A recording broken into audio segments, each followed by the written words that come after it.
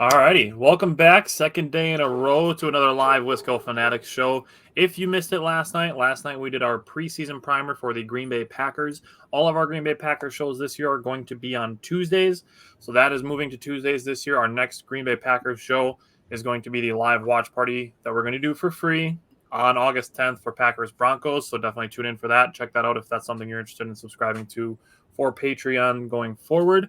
Other than that, our next Green Bay Packers show is going to be August 20th. But today, before we get into the Brewers, we have six Brewers games, I believe. 6 Brewers games to cover today. And we're going to start with the discussion about the Badgers adding on Greg Steemsma, former Badger, to the staff. So we're going to hit the intro, and then we're going to talk about Greg Steemsma. Welcome to another live episode of the Wisco Fanatics Show, where we discuss the Packers, Bucks, Brewers, Badgers football, and basketball from an optimistic perspective.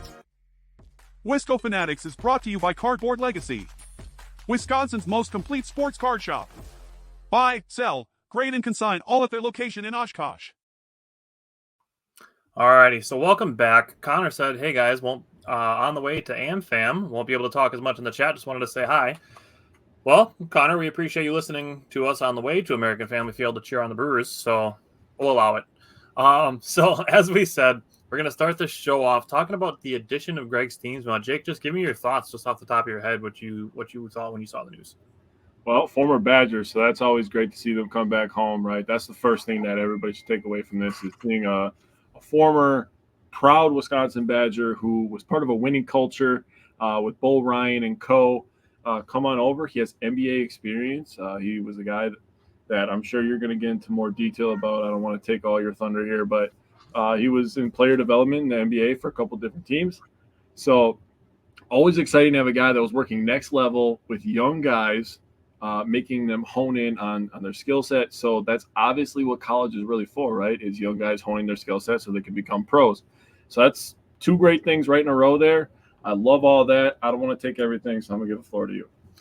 So if you follow us on Facebook, you can see the post that I typed out with the Badgers hiring Greg Steemsma. They are hiring him to a new role. So they did not previously have this role. Greg Steemsma is going to occupy the role of the Director of Player Development.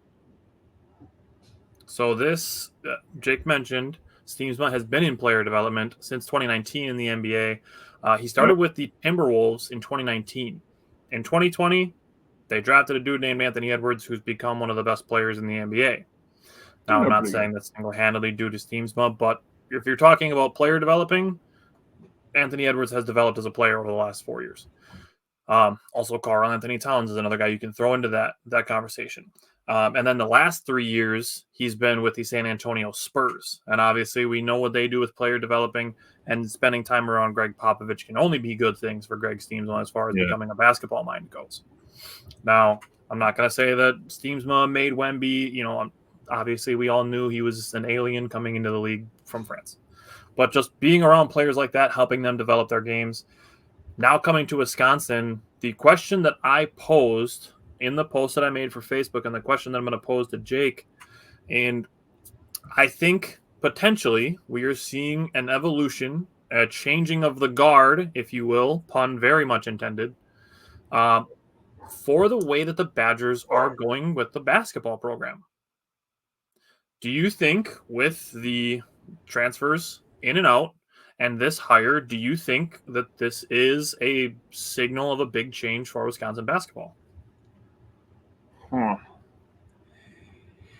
Okay, so my gut reaction, and I always listen to my gut, it leads me to delicious food most of the time.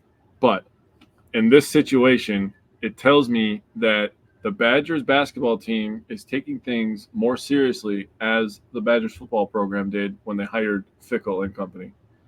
So what that tells me is they're going to start putting more emphasis and stuff. You could obviously tell with the social media game. Yep. They stepped it up right there. That was first and foremost.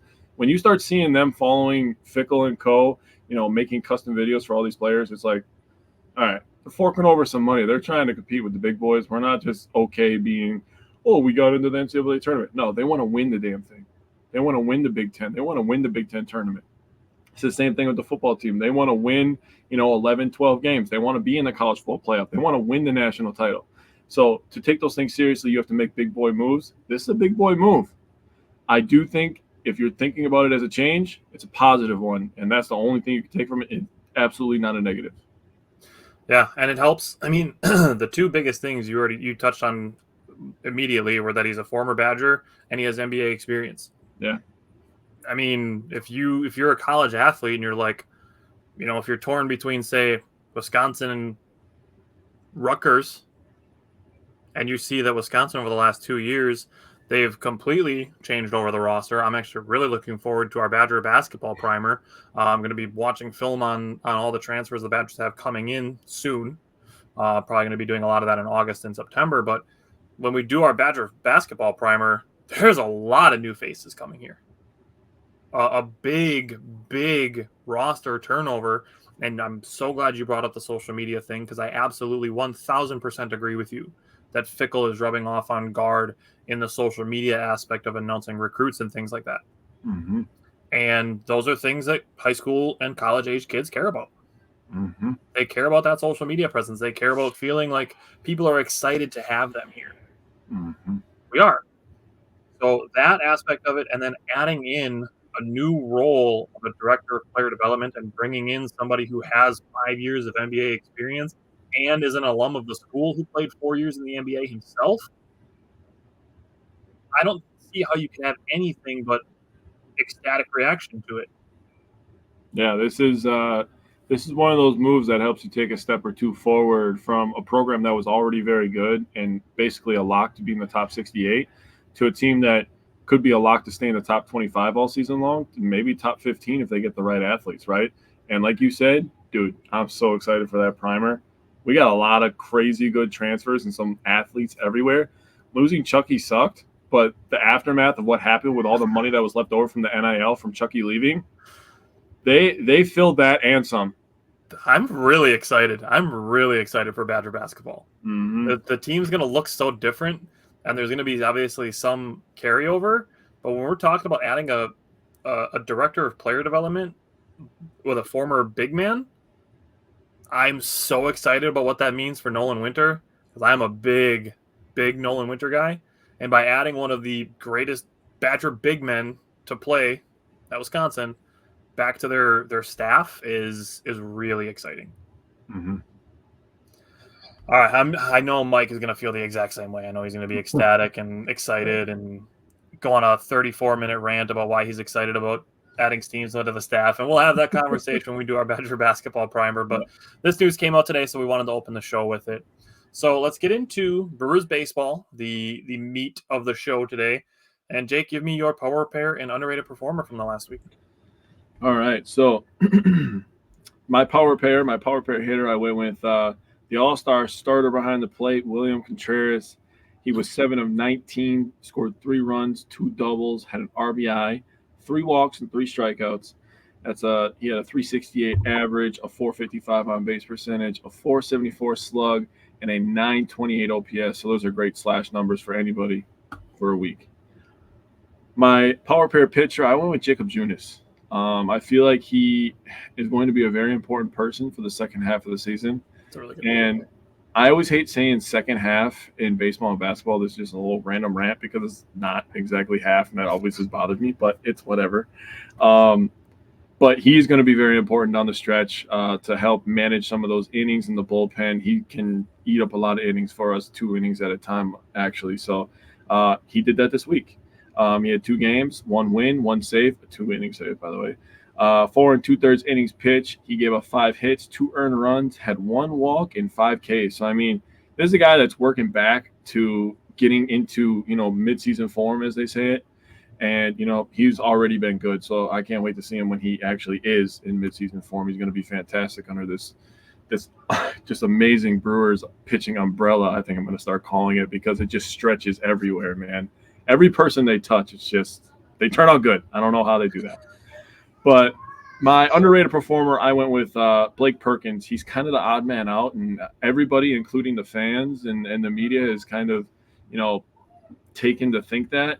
And, he's just taking things in stride. And he did have a frustrating moment in a game against the Dodgers, but you know what? He bounced back from it and he produced runs in his next at bat. He is proving to act like a pro. And there is something to that, to me, is being able to carry yourself the right way. That'll always carry a lot of weight with me. So 4 for 12 this week, 1 run, 1 home run, 4 RBIs. He had 1 base on ball and 1 strikeout. So that's a 333 average, a 385 on base, a 583 slug, and a 968 OPS. Obviously, we know the defense and we know the speed. He's a switch hitter. So I wouldn't be so fast to just get rid of Blake Perkins. I think that he could be a valuable asset. But we will have a discussion when we talk about the game we have for our watch party, because I think you brought up a really good point. Okay. Well, I'll wait to talk more about Blake Perkins till we get there then. Mm-hmm. Okay, so for me, I went with Christian Yelich. It's my turn to have him this week after Jake had him the last couple weeks. Over the last 6 games that we're going to talk about today, batted .350 with a 500 on base percentage and a 900 slugging percentage, a 1400 OPS over the last 6 games, which is just ridiculous. Yeah. I just wrote this down because it's just another ridiculous number to add on to it. A 272 weighted runs created plus. Goddamn. That stat, 100 is average. Yep. 272 is ridiculous. That's obviously it's a small sample, guys. Small sample size of only 6 games. But Christian Yelich is now qualified per Major League Baseball statistics to be among league leaders. He has enough at-bats now, so he is now your National League batting leader, your National League on-base percentage leader, 4th in slugging, and 3rd in OPS in the National League. Do you want to guess just who the 3 guys are ahead of him in slugging and the 2 ahead of him in OPS? Ohtani? Yep. Betts? Nope. Is it on the Dodgers? Nope. You got 1 on the Dodgers. You got that one. Oh, wow, really? I really thought it would be Betts and Ohtani because they were leading everything. Is it Contreras? No? No. Is it NL East? Yep. Oh, God. I want to say Phillies. Phillies? Is it Bryce Harper? Well, Bryce Harper is the other OPS one, and then there's 1 other player ahead of him in slugging. The 2 ahead of him in OPS are also ahead of him in slugging, but then there's 1 more ahead of him in slugging. 1 more. Still NL East. Still NL East? I can't think right now. I always – oh, man. There's just all these players that are running through my mind right now. I'm going to say – no, it's not Kyle Schwarber, although It's not Kyle Schwarber. He does hit home runs. He does. Still NL East. Braves, Yep. Braves. A lot of home runs. Austin Riley? Nope. Hits a lot of home runs. Not Travis d'Arnaud. God damn it, what's the first Former person? Christian Yelich teammate. Ozuna. Yep. I should have known that. Should have known that right away. So I'm going to plant the seed of a narrative here. Okay, I'm ready. I'm only making a small indentation for the seed to go in. I'm not fully saying like we need to start the hype train up or anything. I know where this is going. But today on July 10th, 2024, I'm planting the seed that if the Milwaukee Brewers finish above, say, 3rd in the NL, which if they win the NL Central, if they're anywhere above 94 to 96 wins, Christian Yelich is going to have a legitimate chance at MVP. I knew where it was going. When you said he was first in average, I was like, I know where this is going already. If he's got a legitimate chance to lead the National League in average on base, to be top 5 in OPS and slugging on a team that's going to be top 3 in the National League, yeah, and doesn't have a team of superstars around him, there should be at least a conversation. I'm with it. He needs to have the power get up there a little bit more. Like, he needs to hit, like, probably 30 home runs, in my opinion. If he sniffs 30 home runs, he should be in the conversation. I would agree with that, 100%. Ohtani winning it as a DH would be super annoying. And again, with a team full of superstars around him, if you take him away, what does that team lose? Like 4 more games. Yeah. I mean, you look at the players around them, like, big deal. Yeah. I'll hear Bryce Harper, obviously, because he's legit. The Phillies are really good, but they have an insane starting rotation. I will say the one discussion you can have for Bryce Harper is that he has improved a lot defensively from moving from right field to first base, where he's been a very good there. But that's just my argument for him against Ohtani, because Ohtani just bats. Like, he's terrible on defense. There's a reason Right. that he pitches. Yep. So there'll need to at least be a conversation had. I'm with that. I'm not going to press super hard on it, but we're planting the seed. And if we have this conversation in 2 months, I can come back to this at the beginning of July and be like, I said it then, and then pat myself on the back. So I'm with it. We'll see.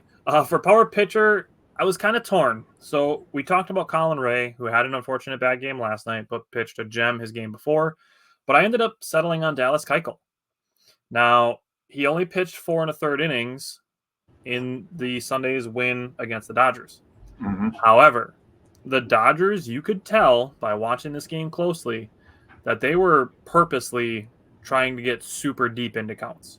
Yeah. They were trying to get Keuchel into positions where he'd be on his 7th, 8th, 9th, 10th pitch of at-bats to try to get mistakes to take advantage of them. And to his credit, he only pitched 4 1/3 innings, but he only gave up 3 hits.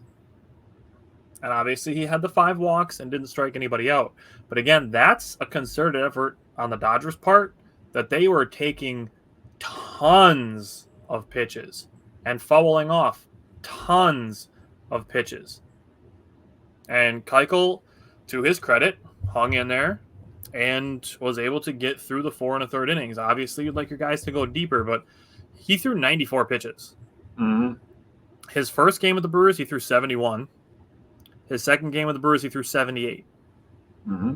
Sunday, he threw 94, gave up 0 runs to arguably the best offense in baseball, which I would say it is.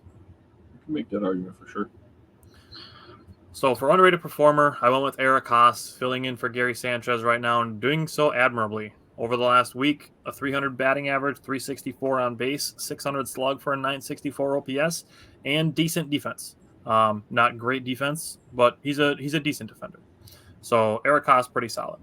Brandon said Keuchel's last 2 starts, he has under a 2 ERA, but almost a 2 whip, doing well, limiting damage. And absolutely, we'll talk about escaping damage when we get to that Dodgers game on Sunday. But we're going to start with games 3 and 4 from the Rockies series, going back to last Wednesday and Thursday. So, Jake, let's talk about last Wednesday, game 3 against the Rockies. Let's start with starting pitching. Okay, so starting pitching, obviously, Colin Ray. Now people are going to have bad feelings because of last night, and that is still fresh in people's minds. But last Wednesday, Colin Ray was really good versus the Rockies. Yeah. That is a very hard ballpark to pitch good in. A lot of home runs out there, the thin air. So for Colin Ray to go in there, and I believe he's the second Brewers pitcher ever to go 7 innings and give up 0 earned runs, right? Yep. He had 7 innings, 0 earned runs. Gave up the 6 hits, had 0 walks, and that right there. So the 6 hits and the 0 walks, I'll take that trade all day. Mm-hmm. You give me 6 hits and 0 walks, you're not hurting yourself with the walks. Now, we're going to get into a discussion when we talk about last night's game. So keep the 0 walks in fresh in your mind. 4 Ks. He did a tremendous job. He moved to 8-2 in the season, and this was Jacob Junis's save that he had that I mentioned before. He pitched 2 innings, gave up 2 hits, did have the 1 walk, but 0 earned runs and 2 Ks. Those 2 combined to have the 5th shutout of the year for the Brewers. So absolutely great job. And the oddest thing about the 5 shutouts, only 1 of them is at home. So that means 4 of them are on the road. Interesting. So if you're talking about a young team that you don't think they can win in the playoffs and they can't beat top teams, they can't do this, I'm sick and tired of hearing it. They play pretty good on the road. They're above 500 on the road. They do struggle out west. So for them to get this win and shut out the Rockies in the Rockies Stadium at home, that's a big deal to me. Interesting. Okay, so when I was looking at Colin Ray, I was just looking to see how he was doing inning by inning. Through 4 innings, he was at 49 pitches. He did a really good job of only allowing 2 base runners after that 4th inning, and one of them was picked off. But looking at the 2 that you mentioned to only ever throw 7 scoreless at Coors Field, the other one is one of my favorite all-time Brewers, is Chris Capuano. Yep. because he gave me my first autograph when I was a kid. So I'll always love Chris Capuano. Yep. But looking at Colin Ray, in this game, the 7 innings that he pitched, he did not allow 2 base runners in any inning. So that's a gem when you're talking about Colin Ray. Yeah. And I'm going to hold on to the stat that I have. So if Christopher, if you're watching, you're going to love this. When we get to stats, I'm going to save this one for when we talk about last night on Colin Ray. Is there's more to him than just running to the conclusion that he sucks because he had a bad game. So let's look offensively. What did you think about the offense? So the offense only scored 3 runs, right? They had a homer from Yelly in the top of the first. That was with 2 outs. He hit it 446 feet, so he absolutely mashed that one. They got a single from Jake Bowers that scored Frelick that put us up 2-0. And in the 5th, they had Mitchell with a bases-loaded walk that got the game to 3-0. The thing that it was kind of concerning to me is the team had 9 hits overall, and the top 3 in the order had 8 of them. So the rest of the lineup has to do a little bit better job. Now, there were some people after them that got some walks, like Garrett Mitchell, Sal Frelick. They got on base via the walk, but guys need to be getting hits and getting on base and keeping that churning out. Now, me and you are very big advocates of the runners in scoring position stat, right? And the Brewers have been tremendous at it for the most part of this season. Yep. We like a lot of bites at the apple. We're going to keep using that term because a lot of people hated it, but we're going to keep using it. I want 15 at-bats and runners in scoring position. You're going to have a very good chance to score 6, 7, 8, 10 runs. Yeah. Crying about leaving 8 guys on base, like you realize you have to get guys on base to be able to leave them on base. Right. Like nobody's driving in 100% of the runners that they have on base. If they were, man, I'm telling you right now, I'm going to sell everything that I have and bet on them to win the World Series. Nobody's batting 1,000 with runners in scoring position, and nobody is only making outs with the bases empty. That's just obviously not happening. Right. So you mentioned Christian Yelich. His career versus Dakota Hudson after this game, 7 for 14, 500 batting average, and 16 for 23 in on-base attempts at 696 on-base percentage against Dakota Hudson. He was 2 for 2 with a walk in this game. I hope that guy signs with the Cubs. And then also on the offense, looking at Willy Adames, he struck out twice looking, and the first one was probably a ball, but it's one that's too close to take, and the second one was a strike, and I could see being frustrated about the first one, and then he looks back and he gives the umpire that's 2, and the umpire tosses him for it. Personally, I think the umpire is a little soft for tossing Willie just for turning around and saying that's 2. Like, he didn't use the Pat Murphy magic word to get tossed or anything like that. He wasn't swearing at the umpire. He wasn't like screaming at him in his face. Like, I think it's a little soft to toss Willie for that. But the first one, probably a ball. The second one was a strike, but both of them too close to take. Yeah, I agree. Defensively, Bryce Terang in the bottom of the second with the sweet web gem makes the play going to his right and just glove flips it to Willy Adames. Oof. The thing about him is like he's just so good, dude. Like, I don't feel like I appreciate how good he is enough, to be honest with you, because he just makes it look easy. He's one of those guys. Like, he makes it look easy, and you're just watching the game, and you're just like, nice, we got it out. And then like, you replay it in your mind, and you're like, dude, that was like insane. How the hell did he just do that, right? That's just putting on it. The thing that I don't like about it is that he does make things look so easy, and then when he makes a mistake, people are like, how could he do that? Like, how could he make a mistake? It's like, wow. You don't realize like just how insane defensively he is. Yeah, that's why I said in my brain, that works and functions, and I think about things. I rethink about it, and I'm just like, oh wait, that was actually crazy what he just did right there. So I think people need to start appreciating that, and also maybe take a second to think before you talk. That is just a suggestion that can help you in your everyday life. So, yeah. All right, well, let's talk about Game 4, and we'll talk about Tobias Myers first. He's a little shaky through the first 2 innings. He gave up 3 Yep. runs on 4 hits, but he Yep. settled in pretty nicely after that. Yeah. This is similar to a couple other games that we've seen, not necessarily from Tobias Myers, but just from Brewers pitchers in general.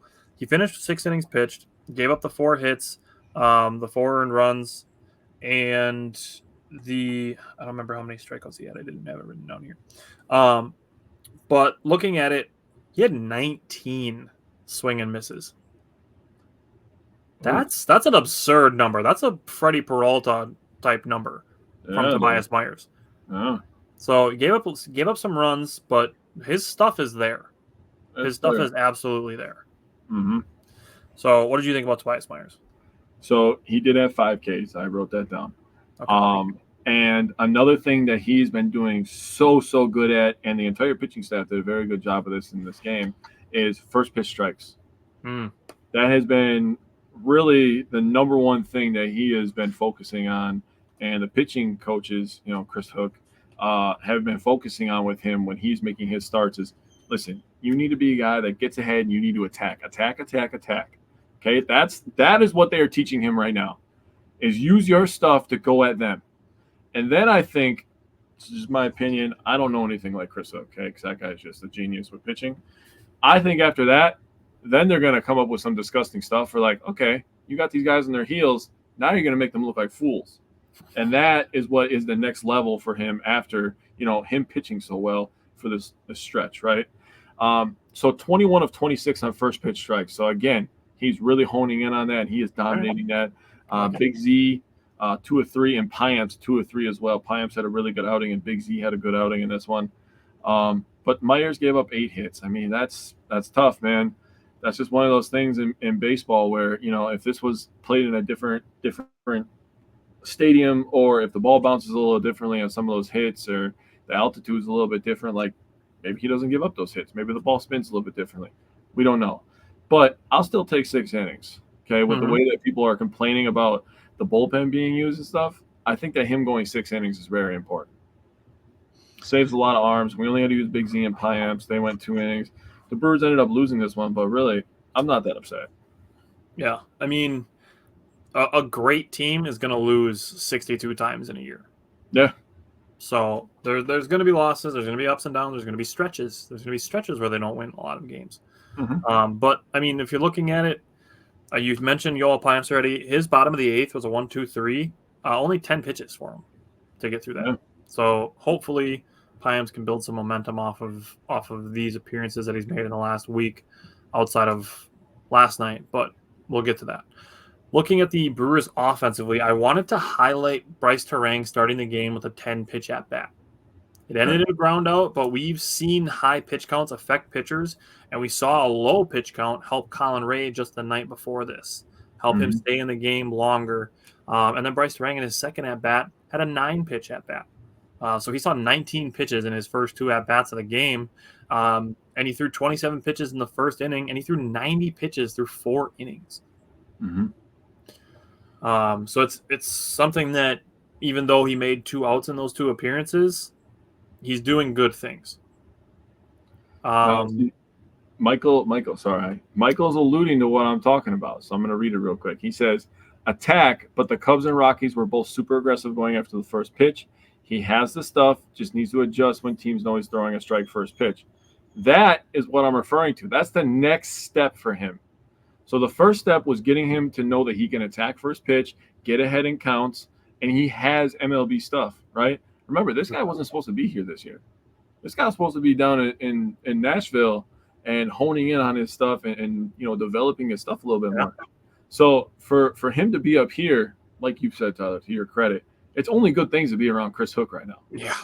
So for him, this is the first step. The next step for him to become an everyday, every 5 days, right? Not every day, an every 5-day starter in the MLB is to be able to adjust to stuff like Michael is alluding to that I was trying to say, but Michael said in a smarter way. Be able to adjust, and maybe if they're looking for a fastball, that's where the changeup comes into a factor, right? And that's why I love the changeup, because it spins the exact same way. And these guys are so good. I still always find it amazing that they can pick up the spin in that amount of time. That makes no sense to me, but that's why they're the professionals, and I sit here behind a computer and talk about it. Brandon said the Brewers' 5 spot in the order is among worst batting average in the league at 196. No coverage for Adames.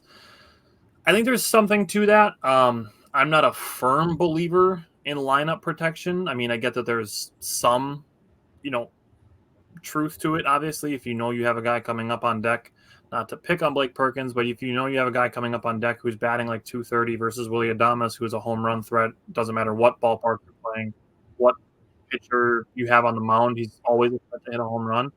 Mm-hmm. I can understand giving him some junk to swing at. To Adames' credit, his plate discipline has been among the best in his career. So there is, some of it is on Adames too. But I can see the point of, having a trusty 5-hole hitter. I think based on some news that we're getting right now with the Brewers, that there is a potential solution to this problem. And the news that just came out is 3-pronged. One, DL Hall avoided a fracture last night in the comebacker that he got hit with. So DL Hall is going to be shut down for 3 to 10 days after being hit by that liner. So we're going to have to wait a little bit longer for DL Hall to get back, but that's just that one. Mm-hmm. Item number 2 on the news is that Joey Ortiz is a full go today, and if all goes well, he could begin a short rehab with the Timber Rattlers promptly. Uh-oh. And 3, Gary Sanchez is well ahead of schedule. Uh-oh. So if we get Joey Ortiz back very soon, we're going to be looking at Joey Ortiz and Bryce Terang occupying that leadoff spot. Who would you think to maybe stick in that 5-hole spot? Honestly, I would put Ortiz in the 5-hole, to be completely honest with you, if I was really putting the lineup together. But Sal, maybe? Who are you putting there? I'm keeping Joey Ortiz in the leadoff spot because he has some of the best plate discipline on the team and he gets on base a lot. I'm putting Jackson Chourio in the 5. Chourio at the 5. See, when I was thinking of Sal, I was thinking going right, left, right, and putting Chourio at the 6. But I don't disagree with that. I mean, I said it before. Chourio deserves to move up in the lineup the way that he's been batting. So, I love the idea of Jackson Chourio batting right behind Willy Adames. Shit, man, that's back-to-back home run threats. Right. Plus, if Adames gets an out and Chourio's starting a new rally, and you get Chourio on base, that's speed too. Yeah, that's a good point. I like that. So, Brandon, if Joey Ortiz is back soon, I love the idea of Jackson Chourio in the 5 spot. Okay.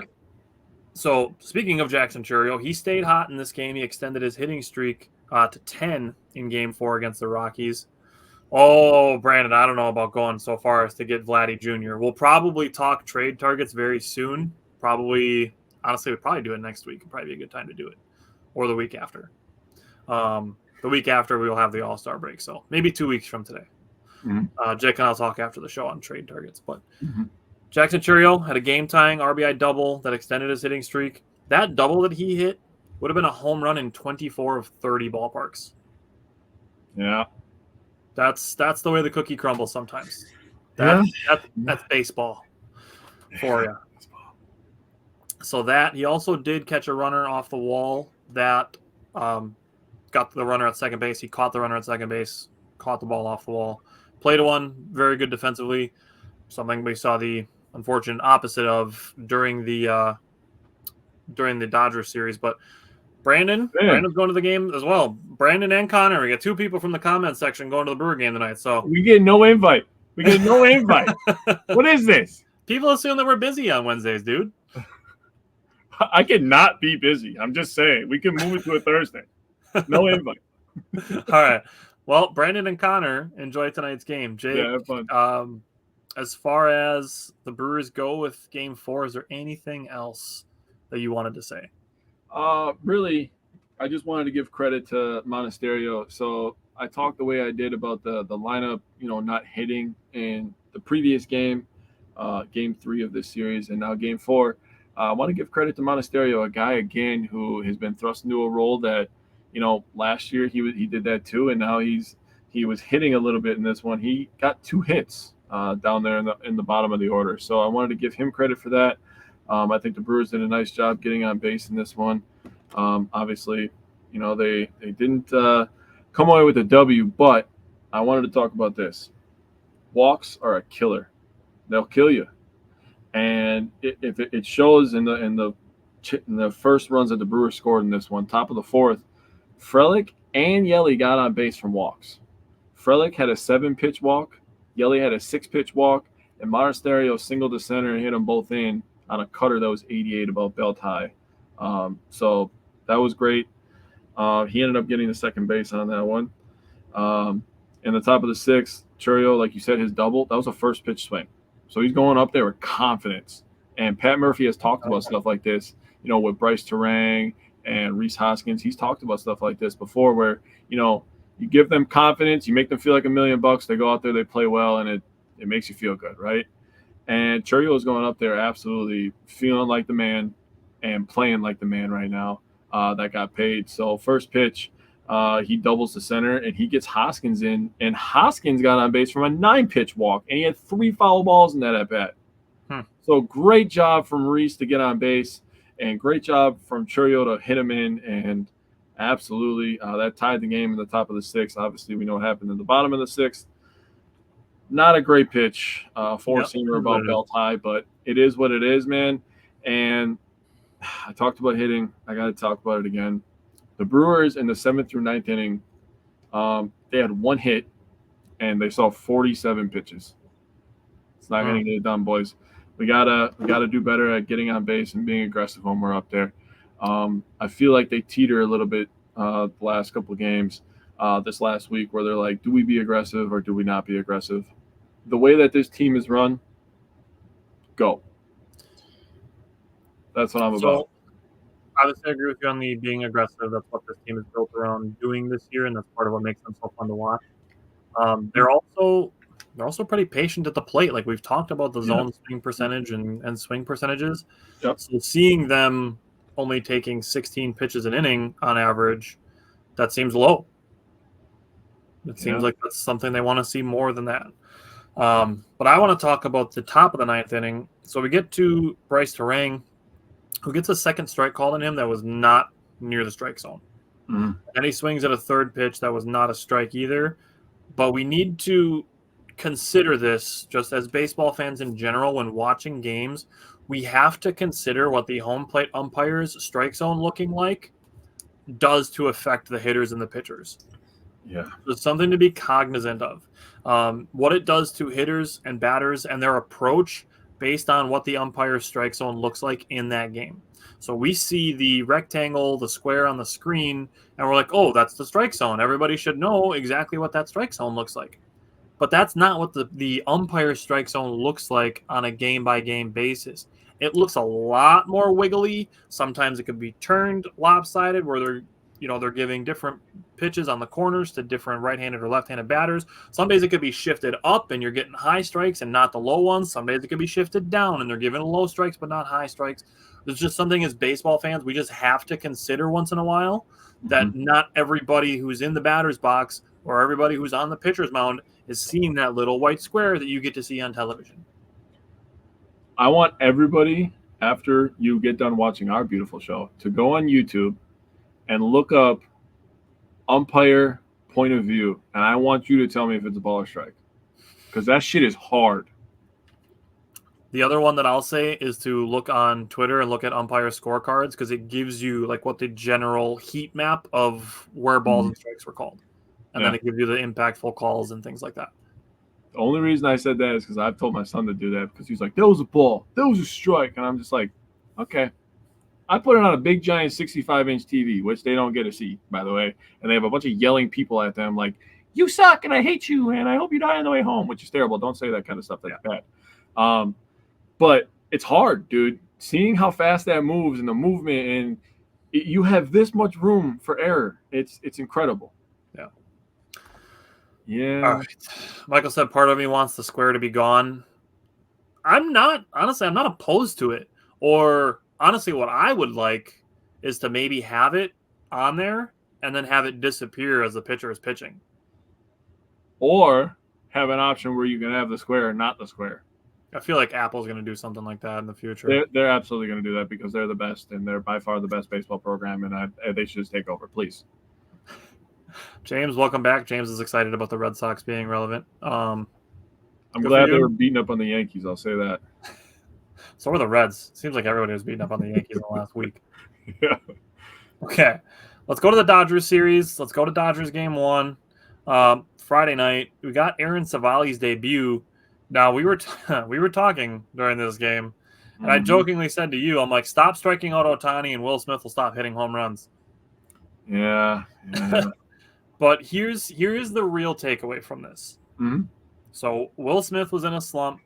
He got his get-right game against the Brewers. It sucks, but it is what it is.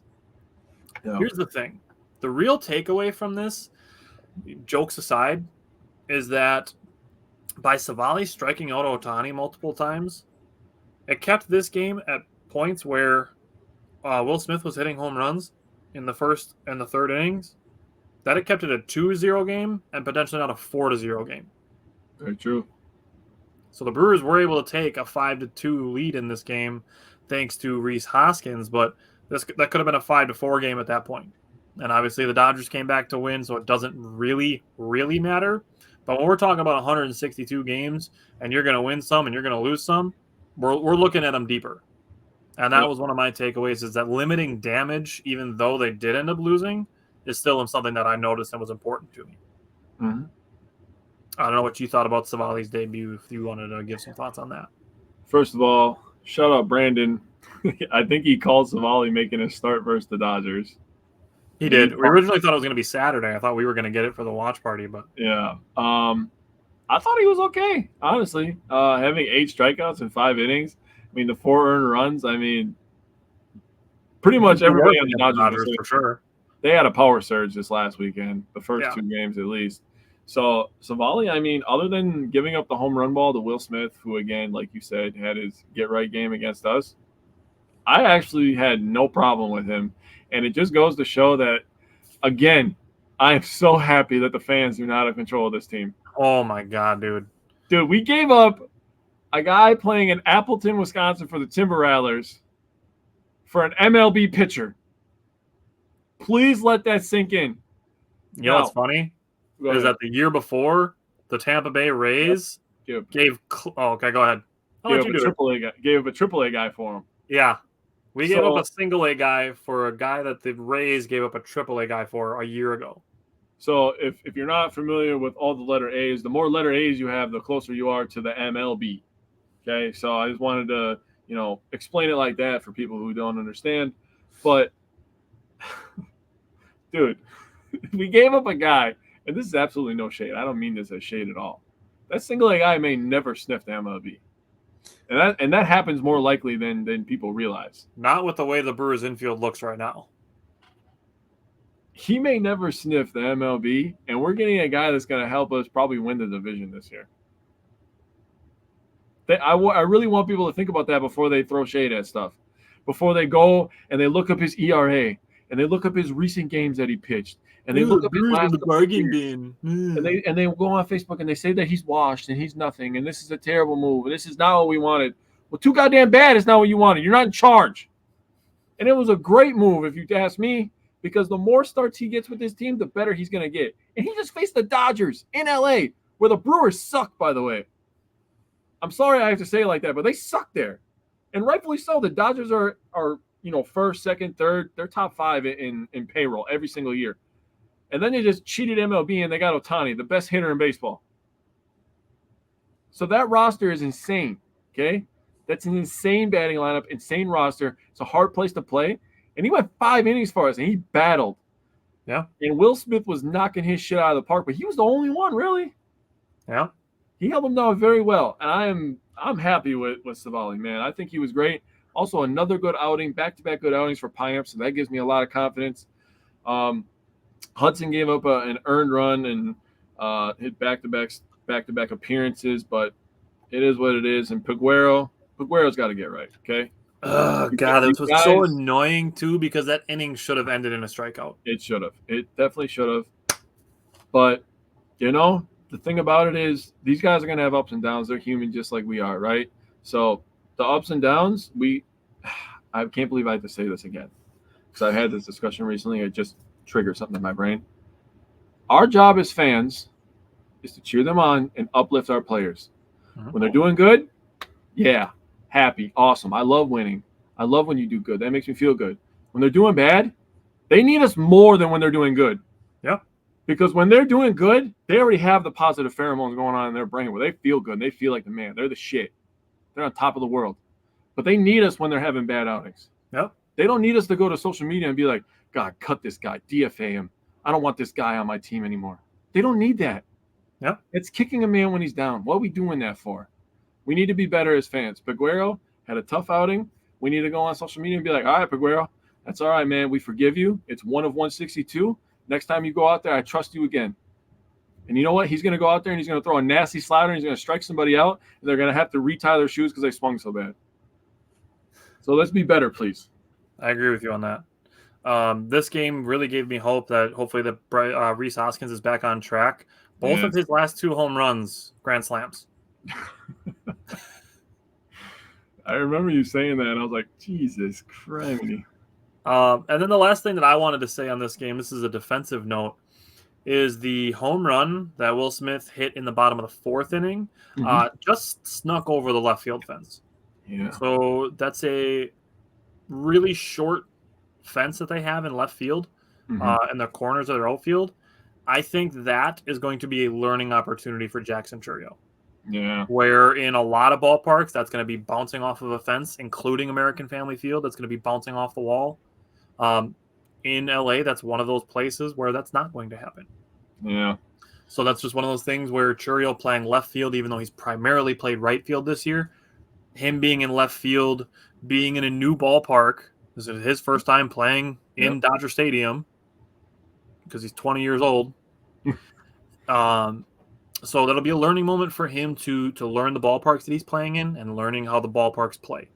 Yeah. I'm not saying this to say anything bad about Chourio because I'm very, very, very high on him right now. But I think Christian Yelich probably turns it into a catch.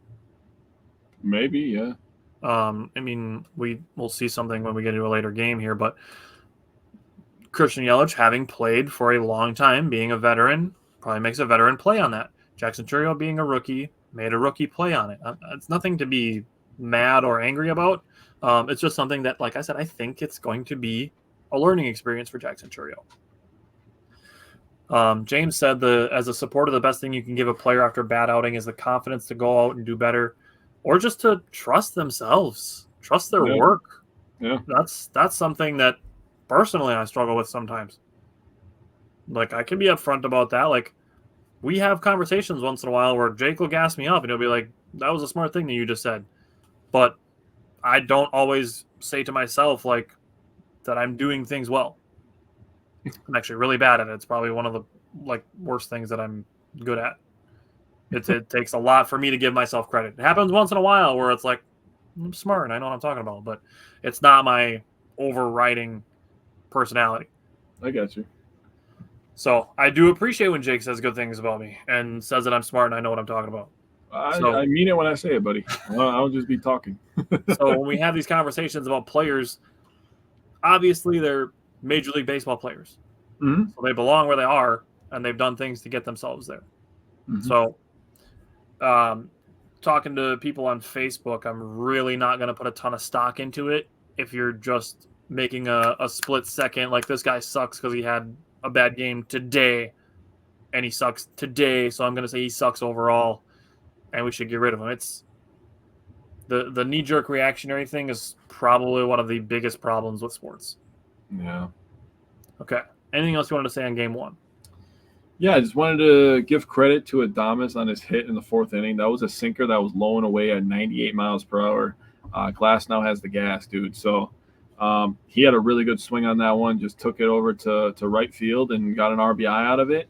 Terang got on base. He was the one that ended up scoring off that single. Terang got on base from an infield single, and then Contreras, who got the 3rd on the hit, got on base from a 6-pitch walk. And then after that, Mitchell got on base with another 6-pitch walk, and that's what allowed the grand slam. So, again, walks can be a killer, being patient, having a good eye, and, just taking what the offense is giving you, not the defense in this terms. I'm going to call the pitcher the offense because they have control. They literally have control, in my opinion. They're on the attack. So, and especially on a guy who's an all-star. Just taking what he's giving you is really a great thing. And Hoskins, again, another good swing on the second pitch, another 98-mile-an-hour fastball. But they didn't miss the heat in the fourth inning, especially. So, good job by them. I just wanted to give Adames credit since people seem to be talking sideways about him again. Really quick on your 98-mile-an-hour fastball comment. That's one of those things where you see guys swing at high fastballs a lot, and they strike out on pitches that go above the zone. Because if that guy misses 3 inches low, that's how you give up huge, monstrous home runs. Yes, it is. That's how Josh Hader would give up home runs once in a while. He's a power pitcher. That's how Freddie Peralta gives up home runs sometimes. He's a power pitcher. Even Corbin Burns used to have it happen to him sometimes. He's a power pitcher. When you have power on power and you're throwing the ball really hard, the ball leaves the bat just as quickly or harder. Yeah. So hard pitches create hard contact. That's just how it goes. Soft pitches create soft contact. That's why guys throw breaking balls low in the zone, because it gets you to ground out. Science. Oh, baseball. Welcome. James said if you're playing a sport professionally, you're not there by accident, and that's 1,000% true. Okay. So let's go to Saturday's game. Saturday's game we had the Patreon watch party for. We got to see Freddie Peralta again on the Patreon watch party. If you're subscribed to us over on Patreon, 2 watch parties a month. You get to see the graphics early. So we posted the Pat Murphy Manager of the Year hype train. That was on Patreon like 3 or 4 days before it actually got posted on the rest of our social medias. And then you get to vote for the games that we do watch parties for the next month. And then when we do watch parties, we do a 30-minute pregame show. We're live during the entire game. And then we do a short postgame show after. So we did that for game 2 against the Dodgers. We have another one coming up 2 weeks from yesterday on June 23rd for another Brewers-Cubs game, which will be fun. And then in August, going to be a little bit more Brewers. And then we're going to be in a football season. So there's going to be football games to choose from also. So that'll be very fun. That'll be fun. But Brewers-Dodgers, game 2, what stood out to you from that one? So let's start with Peralta, okay? People are going to look at that line and see that he had 4 innings pitched and 104 total pitches, okay? But the thing that they're not going to see is that he was battling, and he battled through that 4th inning. Yeah. Yep. And it could have been a way worse outcome than it was. Now, full disclosure, that was a shit way to lose. But for Peralta to keep us in that situation, and then to your credit, you said it on the Patreon, for Bryce Wilson to come in there and give up 0 runs in 3 innings pitched, that's tremendous work right there. Peralta and Wilson together, they pitched a gem together when you really consider all things. 300 runs over 7 innings, you're giving yourself a really good chance to win. 5 Ks between the two, 7 hits.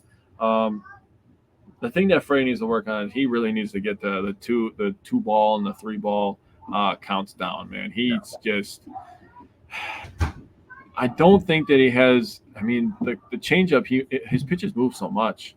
And this just goes back to the Dodgers just working the counts like they were against Savali. They were doing a great job of just being like, listen, this guy has great stuff. I think everybody in the MLB that's ever faced Freddie Peralta would say he has great stuff. Yeah. The changeup moves. The fastball's 98. It moves. I mean, it's ridiculous. The slider is disgusting. I mean, he's a swing and miss guy. Like you said, he's a power pitcher, man. Yep. So, to the Dodgers' credit, they did a really good job of taking pitches and working counts. But it just sucks because Peralta's had a couple of games like this before. And, people are really kind of a low stock on Freddie right now when really it should be a lot higher because they don't understand the talent level this guy has, in my opinion. Yeah, and the fact that he's going to be our number 2 starter next year. Yeah, that's insane, dude. Like, he was insane as a number 3 starter. He's still insane as a number 2 starter. Yeah. He's insane. So, to me, what was insane is the fact that his 97th pitch of the game was a 98-mile-an-hour fastball that struck out Will Smith. Yep. And that was the 10th pitch of that at-bat. Yeah. So you're talking the 10th pitch of an at-bat, no breaks in between batters, the 97th pitch that he's throwing that day, and he threw one of his fastest pitches of the day. Man. That's insanity. Yep. Followed by a Freeman ground out. I would have obviously liked to see more than 4 innings for him as well, but the way that you put it, that he battled, there's no other better way to put it. Mm-hmm. His velocity was up on all of his pitches across the board. His spin was down a little bit on all 4 of his pitches. And then all but his four-seam fastball had below-average horizontal break. So he didn't have his best stuff, plus the concerted effort by the Dodgers to drive up pitch counts and to take a lot of pitches, which is something consistent across all 3 games of this series, which we're going to talk about again when we talk about Dallas Keuchel in Sunday's game. And we just mentioned it from Friday's game with Savali. Freddie Peralta's outing on Saturday was no different. It was the exact same thing all the way through this series. The Dodgers were trying to drive up the pitch counts of the Brewers starters. Yep. So that's the starting. Looking at the bullpen, the top of the 8th inning, the home run that came was a home run in 14 out of 30 ballparks. Less than half of the ballparks in the league that would have been a home run. Christian Yelich got his glove caught on the pad. That's baseball. It sucks. It is what it is. And obviously Yelich is going to tell you that he should have made the catch. But it's an unlucky thing. It happens. It's going to happen. Anything that can happen in a baseball season is going to happen. 30 teams play 162 games each. You're talking about 4,800 baseball games. That's a lot. That's a lot of baseball. Everything that can happen is going to happen. Yeah. So that's that. Ohtani hit another home run, 2 batters later anyways. So the fact that home run was kind of a cheap one, it is what it is because Ohtani hit another one later on. So it could have just as easily ended in a 4-3 game as it ended 5-3. Yep. As far as the Brewers offense is concerned, the Brewers made the Dodgers use their A bullpen a lot by hanging around in these games, the first 2 games. Made them use their best pitchers, which we saw Sunday is going to make a difference. Also, Jackson Chourio extended his hitting streak to 12 in this game. And William Contreras hit a double in the top of the 3rd inning. That was 118 miles per hour off the bat. That is the new hardest hit in Milwaukee Brewers history since the StatCast era started. Beat out Christian Yelich by 0.2 miles an hour. The previous was a 117.9 mile an hour double by Christian Yelich, and now William Contreras holds that record. So I'm going to let you give your thoughts on the offense, and then I want to say one more thing before we move on to Sunday. Okay, so first of all, I want to say, when I saw that hit from Contreras, I was like, dude, he tattooed that ball. I did not expect it to be the hardest hit ball in Brewers history, okay? In the StatCast era, not history, sorry. Right. But now I was like, yo, he crushed. Dude, that thing literally was just like a missile. I'm surprised a divot didn't happen into the ground when he smacked that one. But getting back to the game here. So Adames did a good job giving the Brewers the lead. Want to give credit to that. Okay, we had a lead in the top of the 1st. I was like, okay, good vibes. We're starting this thing out good. We're on national television. We got a 1-0 lead, baby. I'm feeling good. And then Smith comes up to bat for his 4th at-bat in this series and smacks another home run.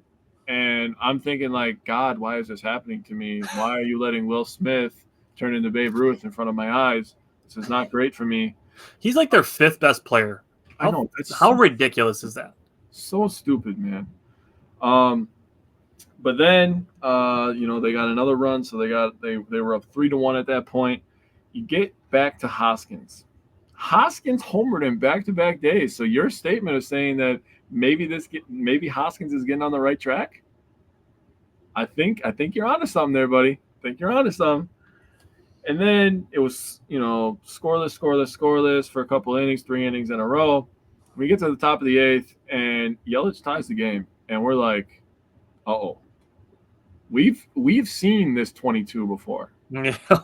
We have seen this form of 22 before, and something. I talked about Yelly. You gave me the honor to talk about Yelly in the pregame show, and the thing that I took from it is I think his power is coming back, man. And in full disclosure, I talked about how he had his MVP years, then he was injured, and he was playing kind of poorly because he was rehabbing, and he wasn't himself. That was not the Christian Yelich that the Brewers were paying for.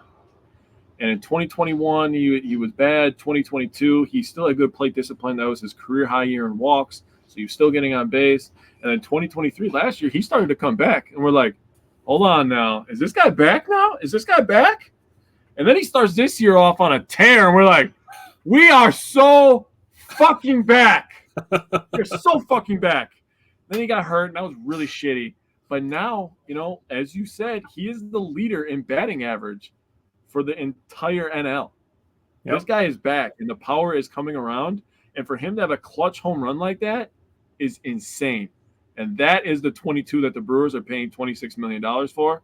So all of you people out there that said DFA him, trade him, he ain't worth the money.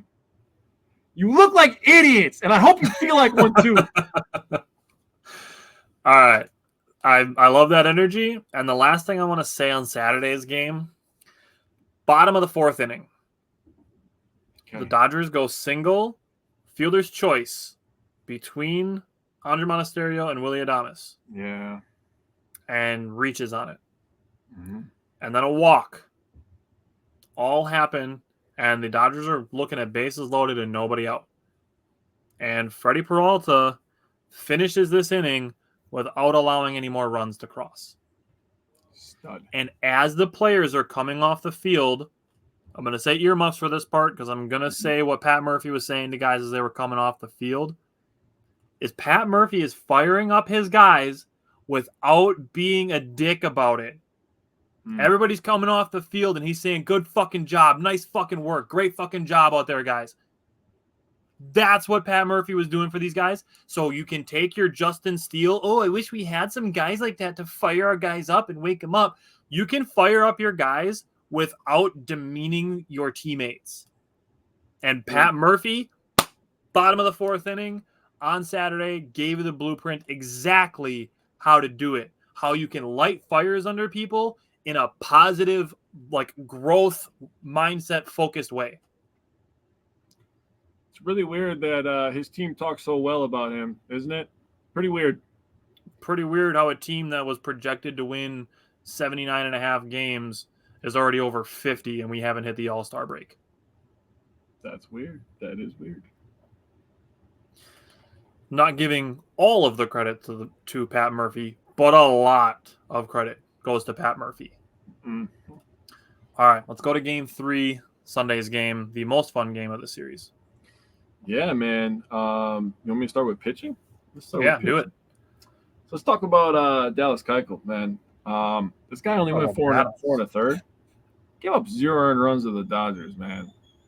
And I'm going to let you control most of the conversation about his walks. But honestly, if he's a swing and miss guy, even though he's not overpowering. He has a lot of spin rate and a lot of movement on his pitches. If he gets those walks down, dude, and he starts going, 6 or even 5 2/3, and every once in a while he gives us a 6 1/3, bro, we got this guy for $1. For a literal $1. You can't get a goddamn McChicken for $1 anymore, dude.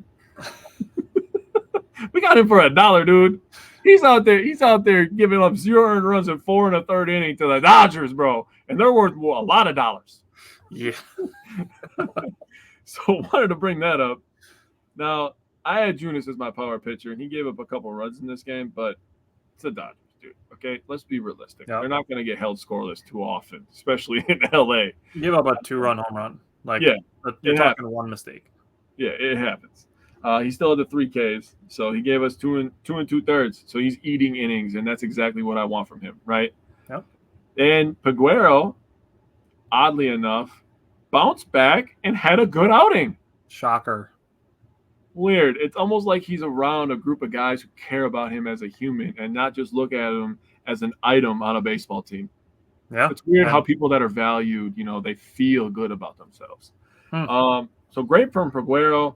3 strikeouts in an inning pitched.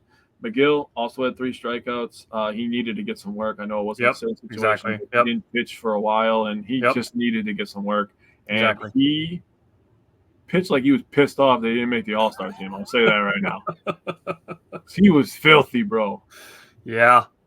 He gave up a 2-out single, but he had 3 strikeouts that inning. Bro, the things that they're doing with Trevor McGill with 2 pitches.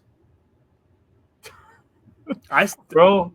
Did I not say it in April that he's got the 2 elite pitches, and that's all you need to be a great closer?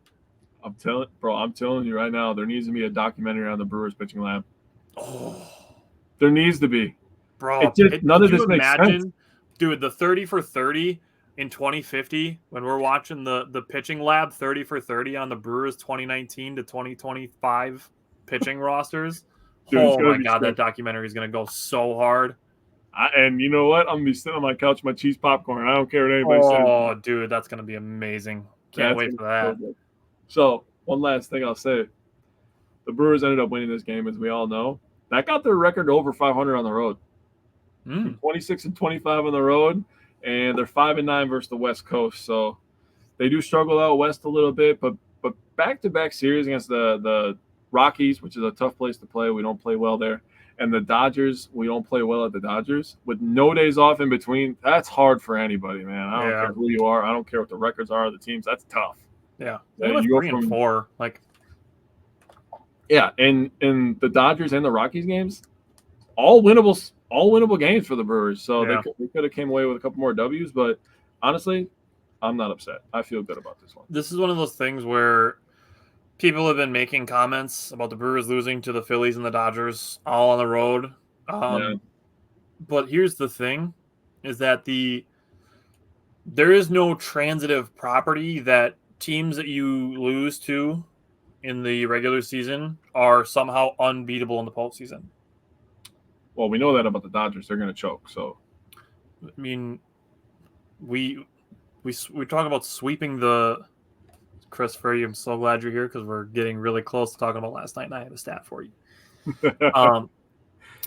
The fact that the Brewers got swept in Philly and lost 2 out of 3 in LA does not mean that the Brewers can't win in October. Very true. It means nothing. If you have the record to get into the playoffs, anything can happen. If you ask any Major League Baseball player who's played in Major League Baseball playoffs, they will tell you anything can happen. We've seen a bunch of wild card teams making like World Series runs in the last handful of years. I mean, Brandon Woodruff literally hit a home run off Clayton Kershaw, dude. Like, that happened. Legendary stuff. But, I mean, when we're talking about baseball teams and we're talking about playoffs, the thing that is usually true is the team that gets hot is the team that goes. Yeah. And Christian Yelich talked about it, that in such small series, anything can happen. A broken bat single can change the complexion of a series and change the complexion of a postseason. Mm-hmm. So losing 2 road series in June and July has no bearing on October. And I would say conversely, the way that the Brewers are able to win games in so many different types of ways makes them a dangerous postseason team. True. Should they get there, assuming they get there. True. So looking at it, honestly, the walks aren't a huge deal to me. We just talked about the first 2 games of this series. The Dodgers were intentionally trying to drive up pitch counts. Mm-hmm. And I mentioned with the Brewers driving up, staying in games in the first 2 games, it made the Dodgers have to use their A bullpen, and they didn't get to use their A bullpen on Sunday. And the Brewers made them pay for it. Yeah, so the Brewers, offensively, were facing a pitcher making his MLB debut, pitched for a couple good innings, and then eventually the Brewers hit 2 home runs off of him. Two 2-run home runs. It was interesting seeing Rhys Hoskins batting in the 2-hole. That was interesting. Yeah. But looking at the Brewers, all 3 games of this series, they hit home runs in the 4th inning. Christopher said the dog on the back, no yelled dogs. Yeah, that's my dog. I'm sorry. She's only 6 months old, man, so she's not in. Christian Yelich home run in this game, 107 miles an hour off the bat, 418 feet. Christian Yelich exit velocities in Sunday's game, 99.2, 107.2, 90.6, 107.2. He is smoking the ball right now. Oh, yeah. Christopher said, don't say sorry. The dog knows what's up. Looking at the Brewers, they jump out to the 4-0 lead. And then we'll get to the Blake Perkins thing, but Brewers give 2 runs back. And we got people in our comment section being, well, I hope they don't blow it when they're up 4-2. We got to stop doing that. Cheer for the team to win instead of looking for ways they could still lose. Stop doing that. I'm going to say it. You saying stuff like that is almost as weird as and shitty as people that say, oh, I'm happy they lose, so maybe they'll blow it up and they'll make changes. Why are you happy we lost? Are you actually a fan of this team or not? It's just a dumb thing. It is. So people being like, oh, hope they don't blow it after giving up a 2-run home run, even though they've hit 2 of their own 2-run home runs. For the Brewers to then go and add insurance runs 3 times after that in the 7th, 8th, and 9th innings, to add a run in the 7th, add 2 in the 8th, and add 2 in the 9th against the Dodgers in LA looking for the sweep. Just stop making comments like that. Just stop trying to prepare yourself for if they lose in a game that they're currently winning. We got to stop doing that, people. Yeah, they're just protecting their own feelings, really. Just cheer for them to win. Yeah. They're already winning. It's easier to do it then. It's true. So, last thing I want to say, because this ties into the offense and the defense, but Vinny Capra played a good third base, and for him to get his first hit as a Brewer, which was a double, in 2 outs, and Eric Costa followed up with a home run to double the lead from 2-0 to 4-0. That's the 8 and 9 hitter doing work with 2 outs. Nicely done. Nicely done. We were talking about that. We were. So, what do you want to say on the offense? And I have 1 note. 2 notes on the bullpen, and then we can move into last night's game. All right. So the thing that I took away was 4 people on the Brewers had an RBI. 3 of them had home runs, and 4 people also had a double. There was 1 person that was on every list. He's an all-star. Yep. Yeah, Yelly's good, by the way. So when I said we're all the fucking way back, I meant that shit. Oh, man. He had 3 RBIs this one, got him up to 41 on the year. 1 of his RBIs with 2 outs. Haas had 2 RBIs, both with 2 outs. And Mitchell had a 2-out RBI as well. Yelly's a home run. This was kind of funny to me. Yelly's home run with no outs. Haas home run with 2 outs. And Perkins' home run came with 1 out. Nice. We just homered in every situation, It was it doesn't matter, 1 out, 2 out, no outs. Throw it over the plate. We're crushing that thing, right? Nope. And it's the Dodgers had a. What are you saying? What do you got? Perkins' home run was a leadoff. Am I handicapped? Christian Yelich's home run was with 1 out. Perkins was. I wrote it wrong. wrong. Either way, I'm still kind of half correct. But you're fired, Christopher. You want to talk about the Brewers? This is why we're a team. Picks me up when I'm down. Okay, that's what a real friend does. So, you talk about we homered in every 4th inning of this series. Yelly's home run came in back-to-back at bats. So love that. Well, homer was crushed. Capper got on base. We already touched base with that. But after Haas's home run, and the Dodgers ended up scoring, the first 7 runs in this game were because of the home run.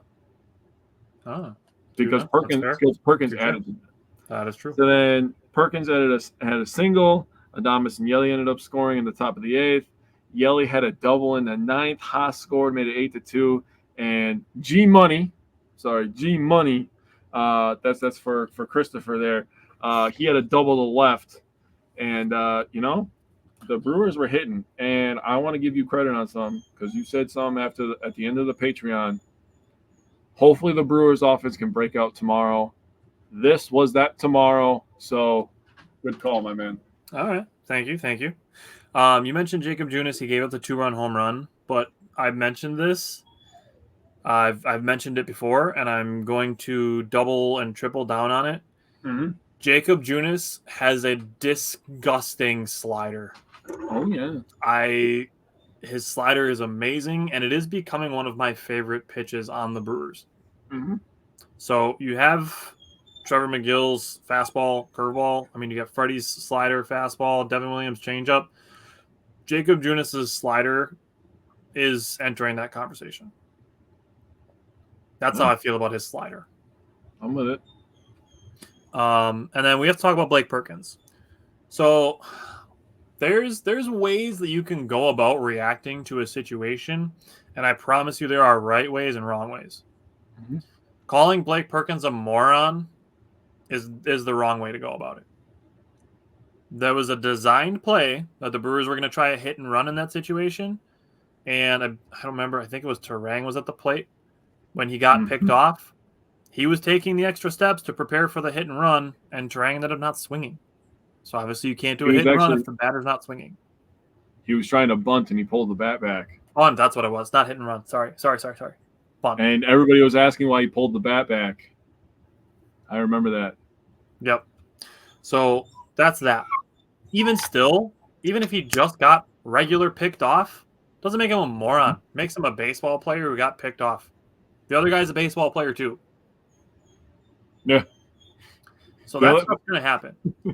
And when you say shit like that in the middle of a game, you have a real good chance of something else happening, like Blake Perkins making a good defensive play in this game. Then hitting a leadoff home run, literally an inning later, and then drawing a bases-loaded walk to push in another run.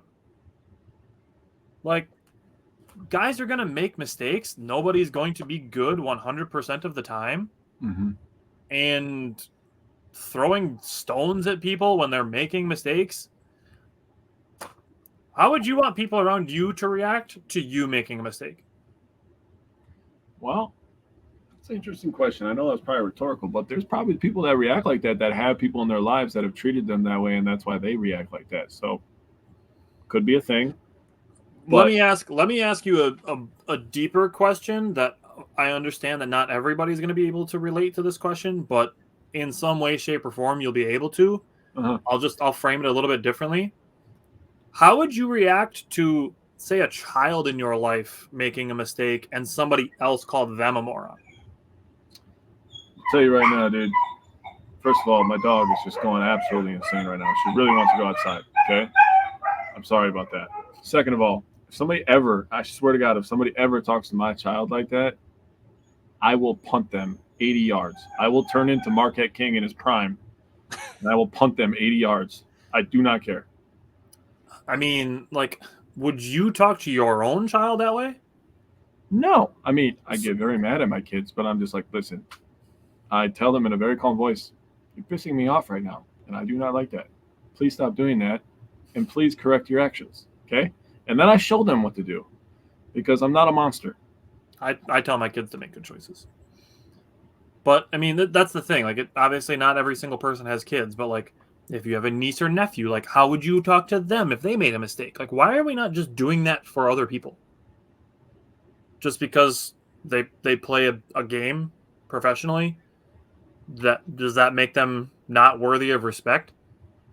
No, because they make lots of money, Tyler. So that means you no longer have feelings because you get paid hundreds of thousands or millions of dollars. You, by the way, reminded me of another narrative I wanted to push, because I heard about Pat Murphy. You brought up Pat Murphy and how good of a leader he was being right the night before. Mm-hmm. And Pat Murphy gave his flowers to Yelly and talked about the leader that he is. And Blake Perkins talked about it as well, that after he got picked off on second base, that Yelly was over there and picking his head up and being like, listen, man, it's okay. It's going to be a mistake that you're going to make again. Try to learn from it and be better. And look at that. He hit a home run.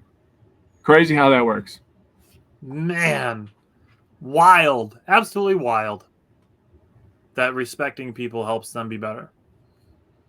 Christopher, if you ever wonder why I only have two friends, you could just keep repeating that statement to yourself. Christopher said because adults can't adult, and that's the thing. It's not hard to just fucking treat each other with respect. Holy hell. Okay, so let's talk about last night's game. Honestly, I have 3 notes. Yeah. So if my math is correct, and I'm not the great at counting, it looks like the top 7 batters in the Pirates order got a hit. They scored in 4 different innings. My dog is still going insane. I'm going to chain her outside and let her live outside for the next 30 years of her life. They had some big innings. They obviously hit a grand slam in the 6th inning, had a 6-run inning. They had a 3-run 8th inning, just adding on, kicking us while we were down. But you know what? Like we always say, man, it's 1 of 162. And people are going to be like, we're at home, baby. Shut up. Here's the thing. It's 1 out of 3 even. If the Brewers win the next 2 and they win the series, I don't care how badly they lost the 1. Yeah, if you win a game 12-2 and the Brewers win the next 2, 2-0 and 3-0, and you outscore the Brewers 12-6 in the series, but the Brewers won the series, I don't care. I do not care. I care far more about winning than the amount of runs you score. How many times have we had the discussion with Cubs fans the last couple of years? Probably 33. Make it 1 for the Pirates then, and 33 for the Cubs fans. I feel like I have to keep saying it to Brewers fans. Like we're in the summer cycle. Like we get to the dog days that you always talk about, and then we get to the cycle where the Brewers lose a couple games that they're perceived should have won, and then everybody's like, this team is not going to win the division or go to the playoffs. So that's where we are in the cycle. Like it's like clockwork. Last year was the end of June when Ellie De La Cruz stole home plate. Nope, we were done. Season's over. We're in that part of the loop that we're within 2 weeks of where that situation was. Those comments were made last year. Makes me feel a little bit better that it happened later this year. Got to say. Yeah, that's fair. Touche. The season ended 2 weeks later. All right. Silver lining. I like it. If they win a playoff series this year, I'll be ecstatic, dude. Honestly, just like the Packers winning a playoff game. Absolutely. If the Brewers win a playoff series, dude, I'm calling that a fucking win, and I don't care who. Dude, making the playoffs would be a win for a team that was projected to be under 500. Yeah, very true. So honestly, my first note is on Colin Ray. He had a bad game. Yeah, it's one bad game. Yep. Christopher, you're gonna love this stat. 7 of 10 of Colin Ray's last 10 games, he's given up 2 runs or less. Damn. It's pretty good. 7 of his last 10, including his gem in Colorado of 7 scoreless in probably the hardest stadium in baseball to keep teams scoreless. 7 of his last 10, 2 runs or less. Pretty good. I like it. Put some respect on Colin Ray. Yeah. We're not doing all this disrespectful shit because he had one bad game. Yeah. Okay. Anything you wanted to say on any of the pitching? It is what it is, man. I mean, like you said, Conray had a bad outing. I mean, Wilson gave up a run. Milner gave up a run. Hyams gave up 3 runs. I mean, Jake Bauers came in as a position player. Was the only person that pitched in this game for the Brewers that didn't give up a run, which honestly tells the entire story of this game. Yeah. There's 2 other takeaways that I have from this game. One, the Brewers 8 and 9 hole hitters on Sunday were big. Yep. Last night they accounted for 6 of the 12 Brewers strikeouts. That's not good. That's just the Brewers need to be healthy so that the guys that they're using as placeholders can go back to being substitutions. That's just how the roster was constructed. So all of this, the season is over. We're playing with substitutions. You know, it's not like the Brewers are losing these games with Ortiz in the lineup, or even Gary Sanchez in the lineup. So I mean, there's other things going on here. Christopher brought up Garrett Mitchell. I'm perfectly fine with being patient with him for a while, till he gets to midseason form. Obviously, we've talked about the pitching staff, the same thing. So there's that. Then the other thing is, I have a small bone to pick with Pat Murphy, because last night, with Jake Bauers pitching the 9th inning, final score aside, after this game was 8-2, I believe, in the 7th inning. No, it was made 8-2 in the 6th inning. That would have been the perfect time to put Sal Frelick at third base. Yeah. He could have played potentially 3 innings of third base last night. So I have a small bone to pick with Pat Murphy on that. If we're gonna potentially bring back the idea of Sal Frelick, playing any amount of third base this season, last night would have been the perfect time to do it. He didn't start the game. The game was out of reach. We can call it like it is. They were down by 6 runs going into the last 3 innings of the game. And you don't have to take Joey Ortiz out of a game to do it. Yeah, true. So last night would have been the perfect opportunity for Sal Frelick to play third base. That was my last note that I had on last night's game. I agree with that. Okay. Anything else you wanted to throw out there? Go win tonight. So Brewers play tonight and tomorrow against Pittsburgh yet. They have 3 against Washington, so 5 winnable games on the slate here. Looking for the Brewers to win 4 of 5, ideally, to finish both of these series with wins. As history would tell you, whenever Brewers Nation bitcheth on social media, they're going to go on a run. I'm looking for 5. Give me 5. I will say, if they lose one, it's probably going to be DePaul. That guy's disgusting. I would love to have the Imanaga effect and rough him up. I thought about it, dude. I really did. I thought about it. I was like, dude, if they get to another hyped rookie in the division, I will freaking cackle so loud that they hear me at AmFam Field. That would be awesome. All right. So then after that is the All-Star break. Next week is going to be those 5 games we'll be talking about. So other than that, that's it. If you wanted to get a little bit of our Packers preseason discussion from last night, you can watch that on YouTube, listen to it where you get podcasts, and check us out on Patreon. We're going to have another watch party on July 23rd for Brewers Cubs, and then we're going to have a free one on August 10th for Packers Broncos, a preseason game. So check those out, and if it's something you enjoy, subscribe to us. It's something that's going to help us monetize the show and get us to a point where we can do the show for full-time jobs and then be able to put out more content, be able to study the games more, and be able to give more to our audience, which is something that we would love to do. Yeah. So other than that, Jake, I will see you again next Wednesday. Hold on. I want to pump something up. Before we go. Okay. If you go back and watch or listen or whatever you get your podcast to the Packers episode, just know we have an episode coming up on the 20th. Okay. August 20th. August 20th. We have an episode coming up August 27th. And then, that's really when we get things rolling. And September 3rd will be for the week 1 predictions, right? So August 20th starts really our Packers schedule.